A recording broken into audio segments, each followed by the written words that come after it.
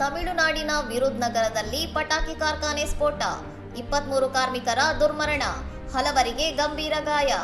ಶಿವಕಾಶಿಯ ಸಮೀಪವಿರುವ ಮುತ್ತುರಾಮಲಿಂಗಪುರಂ ಪಂಚಾಯತ್ ವ್ಯಾಪ್ತಿಯ ವನಜ ಪಟಾಕಿ ಘಟಕದಲ್ಲಿ ಭಾನುವಾರ ಮಧ್ಯಾಹ್ನ ಈ ಭೀಕರ ಅವಘಡ ಸಂಭವಿಸಿದೆ.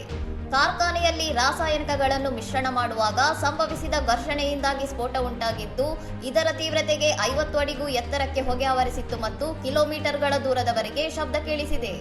ನಿಯಮದ ಪ್ರಕಾರ ಭಾನುವಾರ ರಜೆ ಇರಬೇಕಿದ್ದರೂ ಕಾರ್ಖಾನೆ ಕಾರ್ಯನಿರ್ವಹಿಸುತ್ತಿತ್ತು ಮತ್ತು ನಿಗದಿತ ಸಮಯಕ್ಕಿಂತ ಹೆಚ್ಚು ಕಾಲ ಅಪಾಯಕಾರಿ ರಾಸಾಯನಿಕ ಮಿಶ್ರಣ ಪ್ರಕ್ರಿಯೆ ನಡೆಸಲಾಗಿತ್ತು ಎಂದು ಅಧಿಕಾರಿಗಳು ತಿಳಿಸಿದ್ದಾರೆ.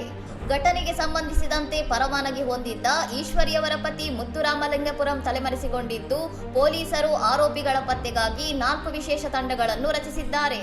ರಾಷ್ಟ್ರಪತಿ ದ್ರೌಪದಿ ಮುರ್ಮು, ಪ್ರಧಾನಿ ನರೇಂದ್ರ ಮೋದಿ ಮತ್ತು ಮುಖ್ಯಮಂತ್ರಿ ಎಂಕೆ ಸ್ಟಾಲಿನ್ ಅವರು ಮೃತರ ಕುಟುಂಬಗಳಿಗೆ ಸಂತಾಪ ಸೂಚಿಸಿದ್ದು, ಗಾಯಾಳುಗಳಿಗೆ ಸೂಕ್ತ ಚಿಕಿತ್ಸೆ ನೀಡಲು ಸೂಚಿಸಿದ್ದಾರೆ. ಇನ್ನಷ್ಟು ಸುದ್ದಿಗಳಿಗಾಗಿ ನೋಡ್ತಾ ಇರಿ ಸೌರಂ ಟಿವಿ.